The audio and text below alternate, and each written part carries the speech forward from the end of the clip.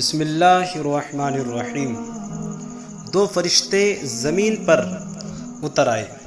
حضرت ابراہیم بن ادہم اپنی حیات ناپائیدار کا ایک واقعہ بیان کرتے ہوئے فرماتے ہیں کہ ایک دفعہ میں رات کو عبادت و ریاضت کے بعد فارغ ہو کر لیٹا ہی تھا کہ مجھے نیند آ گئی۔ ان دنوں میں بیت المقدس کے پاس ہی ٹھہرا ہوا تھا۔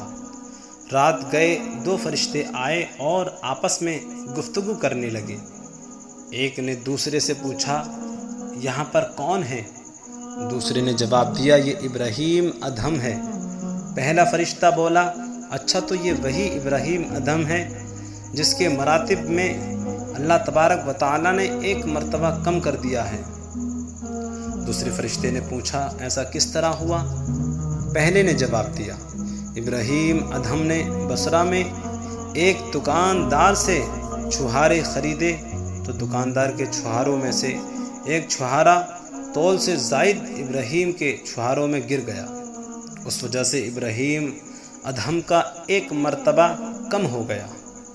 میں نے جیسے ہی یہ سنا تو میں نے فوراً ارادہ بنا لیا اور بصرہ پہنچا۔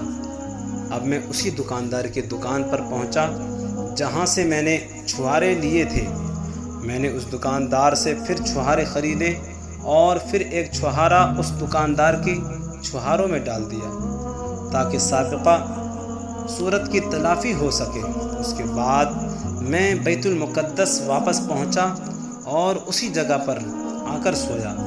جب رات کافی بیت چکی تو وہی دونوں فرشتے پھر وہاں پر اترے اور ایک نے دوسرے سے پوچھا، یہاں پر کون ہے؟